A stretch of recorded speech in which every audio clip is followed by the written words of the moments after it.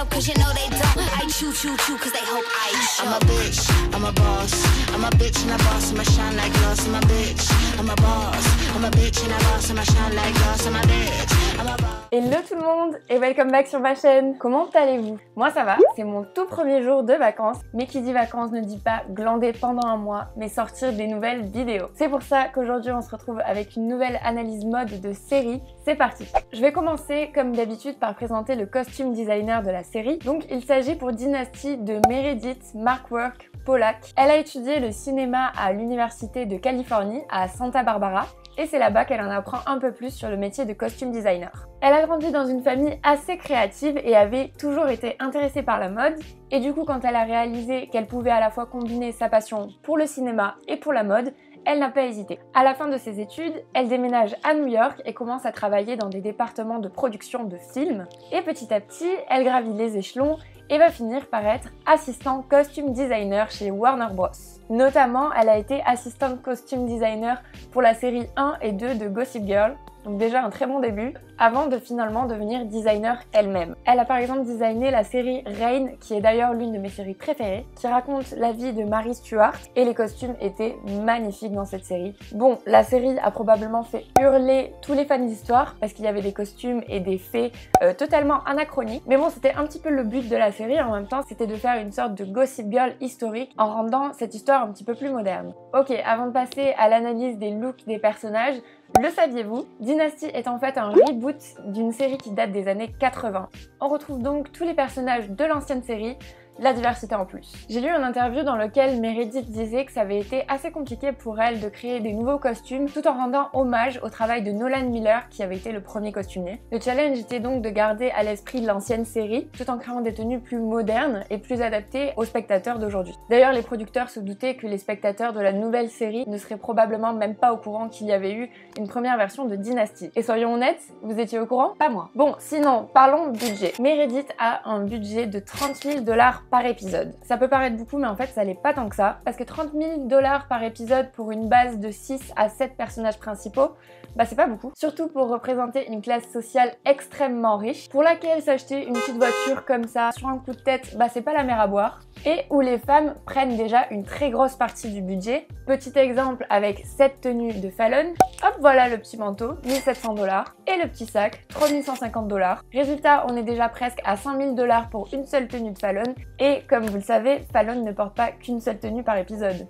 Du coup, Meredith s'est débrouillée pour créer des tenues on flic à moindre coût, en faisant comme la plupart des gens qui veulent acheter du luxe de nos jours, en passant par le seconde main ou bien les magasins outlet. Mais aussi, évidemment, comme pour les autres séries qu'on a déjà vues, Gossip Girl, Sex and the City, etc., les créateurs ont commencé à envoyer de nombreux vêtements à la série gratuitement pour avoir un petit peu de visibilité. Et enfin, dernier petit point avant de passer aux personnages.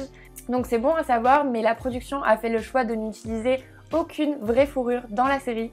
Mais du coup, on a énormément de fausses fourrures. Et qui dit fausse fourrure ne dit pas forcément mauvaise qualité, puisque on a des fausses fourrures par exemple de Stella McCartney. Ok, maintenant on peut passer à l'analyse des tenues des personnages. On commence bien sûr avec l'iconique Fallon Carrington, véritablement la girl boss du 21e siècle par excellence. Elle a une personnalité bien trempée et elle obtient toujours ce qu'elle veut. Et personnellement, elle me fait beaucoup penser au personnage de Blair Waldorf dans Gossip Girl, mais en beaucoup plus indépendante, puisque malgré le fait que sa richesse soit venue de par son nom de famille, elle fait tout pour devenir une puissante femme d'affaires elle aussi, et ne se contente pas de profiter de l'argent gagné par son père. Son style est plutôt glamour et audacieux. On est sur des pièces classiques telles que des tailleurs, des blazers, beaucoup d'épaulettes aussi, comme dans la première version de Dynasty, mais aussi des trench, mais toujours avec un air assez avant-gardiste, avec des couleurs vives, des imprimés un petit peu foufou. Une des marques qu'on a le plus vues sur ce personnage, c'est Gucci, autant dans les vêtements que les accessoires. Donc en effet, on a vu pas mal de fois les bandes tricolores et les 2G entrelacés. Et comme c'est une maison dont les silhouettes sont très inspirées des années 70, et ben ça donne un côté un petit peu vintage qui commémore justement cette première version de Dynasty. Fallon, c'est le personnage le plus audacieux en termes de style.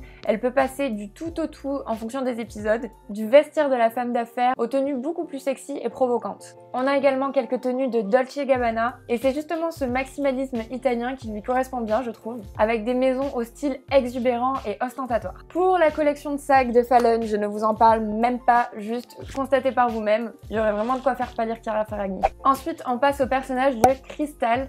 Bon, il y aura plusieurs personnages de Crystal, mais bon, globalement, on a quand même une certaine continuité dans les looks. Personnellement, mes looks préférés étaient ceux de la Crystal de la saison 1. Vous me direz ce que vous en pensez. Pour elle, on est sur des looks beaucoup plus soft et intemporels, plus doux dans la palette de couleurs, avec de l'écru, du champagne, du camel ou bien des tons légèrement rosés, mais aussi dans les matières utilisées, avec des manteaux en mohair, des pulls en cachemire et des pantalons en soie. Elle a une apparence beaucoup plus lisse et des looks très féminins. Des looks plus épurés, certes, mais tout aussi modernes et qui lui donnent, comme pour sa belle-fille, des airs de businesswoman. Elle a une allure plus sage, mais également d'une femme plus expérimentée, qui a trouvé son propre style et qui sait le manier avec brio, comme si elle n'avait pas besoin d'artifice pour sortir du lot. Quelques-unes de ces tenues qui m'ont particulièrement marquée dans la saison 1, c'est notamment cette combinaison pantalon le jour de son mariage avec Blake. Elle vient de chez Brandon Maxwell et c'est tellement élégant pour un mariage, vraiment à mi-chemin entre la robe et le costume. Je trouve ça hyper original. Et on a également cette robe Giambattista assermentée d'une cape à la fois terriblement intemporelle et féminin. Vraiment, ces looks pépite.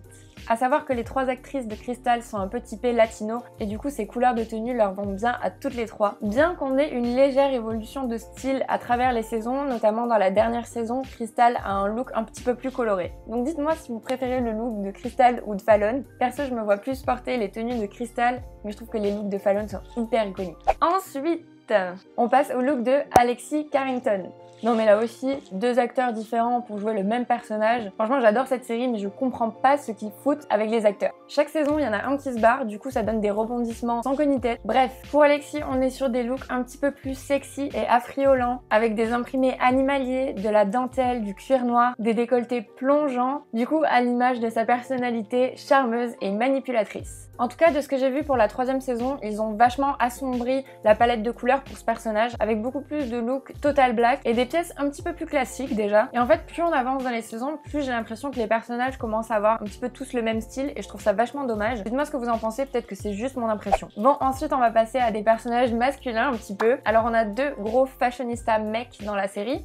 Le premier, c'est Jeff Colby. Pour moi, c'est un petit peu l'alter ego masculin de Fallon dans cette série, au niveau de la mode en tout cas, avec pareil beaucoup de détails, un jeu de matière assez important, en utilisant par exemple des sequins et des costumes hyper originaux, chargés de motifs, et des tenues un petit peu plus casual aussi. Mais en tout cas, pareil, on a énormément de tenues Gucci pour ce personnage. En fait, il a un look assez casual chic, avec des pièces ultra habillées, mais à côté des motifs plutôt détentes, qui cassent un petit peu le style trop sérieux. Imaginez par exemple Jeff Colby avec les tenues de Blake Carrington. Bah ça match pas, ça ferait pas son âge et ce serait assez ennuyeux. Et le deuxième mec assez fashionista de la série, c'est Sam, que j'associe personnellement beaucoup aux marques Versace et Fendi. Il a un look beaucoup plus relax pour le coup. Après tout, c'est pas un homme d'affaires dans la série. On est plus sur des vestes en jean et en cuir que des blazers, bien qu'il en porte aussi, hein. Mais voilà, c'est un personnage qui a un côté un petit peu plus street, avec des t-shirts amples, des chaînes, des jeans délavés et destroy, des sweatshirts et des casquettes, tout en ayant ce côté un petit peu luxe justement, par exemple avec le motif Versace. Cela montre qu'il est un petit peu à part de ce monde, et d'ailleurs la seule personne de sa famille qui le reliait un petit peu au Carrington ne fait plus partie de la série, donc ça montre un petit peu ses origines modestes et en même temps la volonté d'appartenir à ce monde dans lequel il évolue grâce à sa tante. Voilà, du coup je vais pas faire l'analyse de tous les personnages, sinon la vidéo va être un petit peu longue, et dites-moi en commentaire quel look d'autres personnages vous aimez bien. Pour moi je pense que ça y est, Dynasty est devenue une série aussi mythique que Gossip Girl stylistiquement parlant, mais là où on était plutôt à fond sur le look préppy et un petit peu ado dans la première, dans Dynasty on est sur des looks de femmes plus matures et assumées, des femmes fortes avec des silhouettes dessinées et un poil vintage, pour rendre hommage à la première version de la série. Pour la petite anecdote aussi, en 2019 Moschino a fait une campagne publicitaire où il revisitait un épisode de Dynasty, mais première version, donc c'est dire si l'ère des soap opéras, donc c'était tout ce qui était Feu de l'amour, Santa Barbara, etc., ont marqué la mode avec leurs personnages glamour et fortunés. Voilà, c'est la fin de cette vidéo, j'espère qu'elle vous a plu. Moi je suis très contente de reprendre les vidéos sur un rythme un petit peu plus soutenu. Comme d'habitude, vous pouvez laisser un petit pouce bleu et vous abonner à ma chaîne si ce n'est pas encore le cas. Et en attendant, je vous dis à très bientôt pour une nouvelle vidéo. Bisous!